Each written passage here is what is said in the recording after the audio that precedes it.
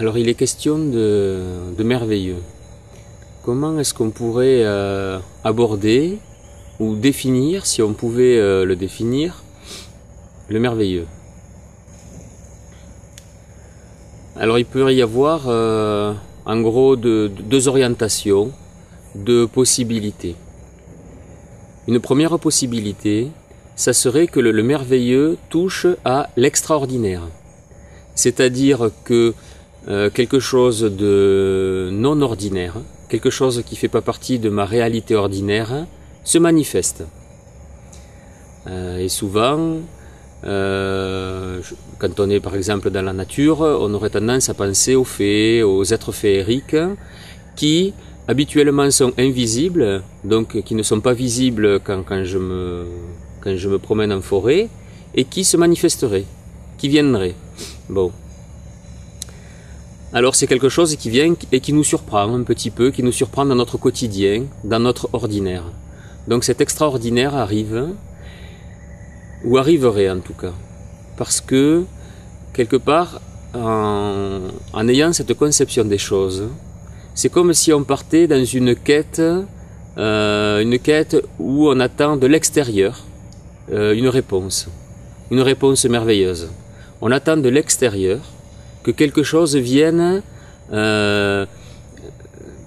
jusqu'à nous, vienne s'exprime comme ça dans un endroit ou dans un environnement qui ne nous est pas forcément familier, mais parce qu'on y va, à ce moment-là, ça s'exprimerait.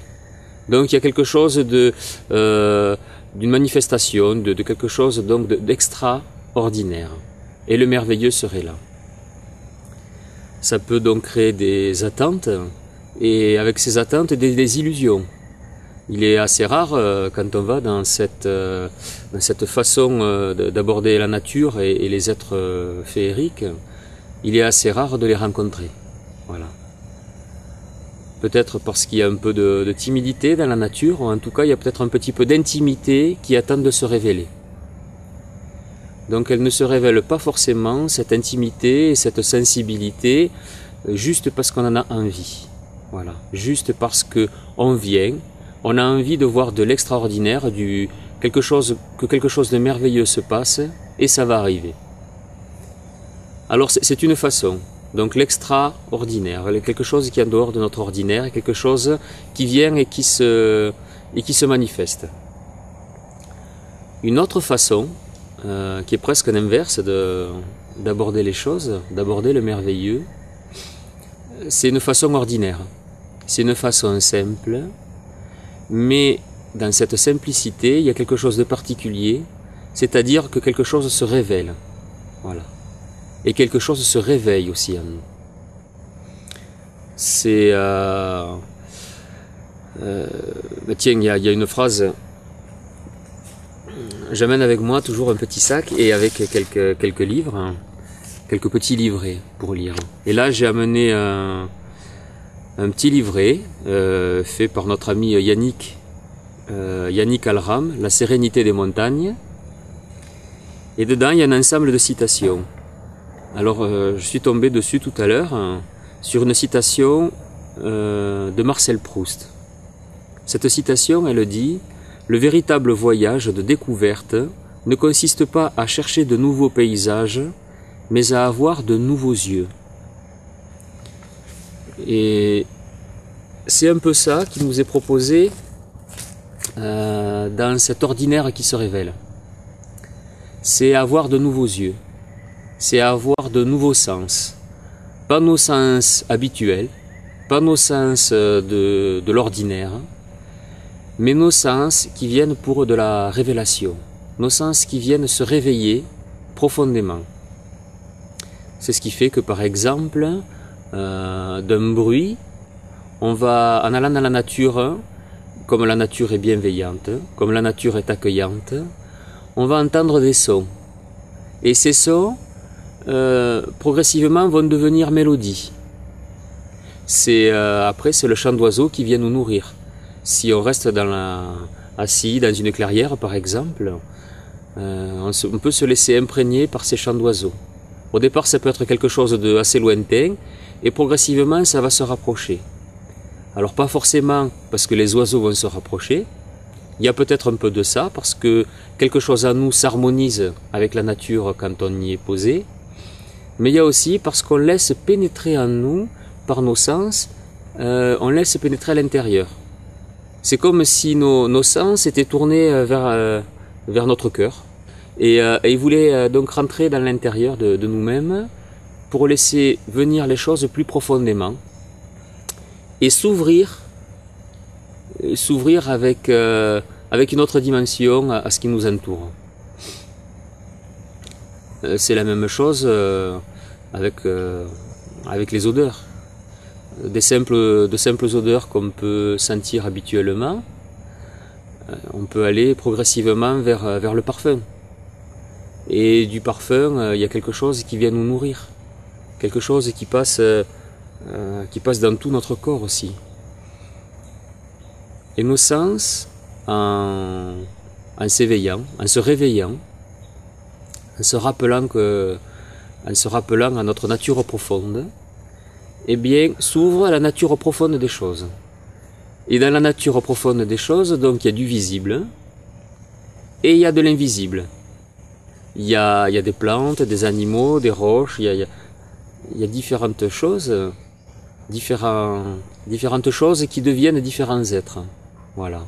Parce qu'ils sont habités par quelque chose peut-être de l'ordre de l'esprit. L'esprit des plantes, l'esprit des animaux, l'esprit des roches. Et voilà, il y a tout un cheminement dans cette révélation qui fait qu'on va aller vers de l'intimité. L'intimité avec quelques arbres en particulier ou quelques animaux. Une intimité merveilleuse. Une intimité spirituelle. Voilà. Pas avoir peur des mots, hein, spirituel parfois est un mot qui fait peur. Spirituel, c'est l'esprit des choses. C'est que derrière l'arbre, je sens qu'il y a quelque chose d'autre. Derrière ce tronc, derrière cette écorce, je sens qu'il y a autre chose qui fait écho en moi. Une respiration, une présence commune. Voilà. Aller toucher ce qui est derrière le visible. L'émerveillement donc de l'extraordinaire qui viendrait, qui se manifesterait, c'est une façon. Et c'est une quête qui est une quête d'idéalisme parfois, une quête de se dire bon ben les choses vont venir à moi. Ou parce que je vais faire un pas, ça va comme ça va se manifester. Voilà. Quel pas devons-nous faire? Quel pas franchir pour qu'à la place que tout soit tourné, que la nature par exemple soit tournée vers moi et se manifeste dans mes agitations parfois, est-ce qu'il n'est pas possible que cette agitation devienne calme, devienne enracinement, et que là, ça soit une révélation, voilà. Que l'esprit des choses se révèle, qui se révèle par mes sens, pas forcément par la vue, ça peut être par nos différents sens, donc nos sens habituels, hein, par exemple, tout à l'heure j'évoquais le bruit qui devient son et qui devient une forme de mélodie ou une forme d'harmonie. Ça peut être donc nos sens habituels, nos sens classiques, hein, mais aussi d'autres sens. Le fait que des choses viennent nous toucher la peau, par exemple, et viennent en tout cas nous faire ressentir qu'on rentre par exemple, comme ici, dans une clairière d'une certaine façon, et on en ressort différemment. C'est pas parce que ça sera une histoire de son, une histoire d'odeur, une histoire de parfum, donc, et c'est pas que de l'ordre de l'invisible qui se révélerait doucement. C'est peut-être le fait que quelque chose en nous change quand il y a ces révélations. C'est pas forcément un message qui va transformer notre vie. Parfois, c'est des choses toutes simples, de l'apaisement. On se sent bien.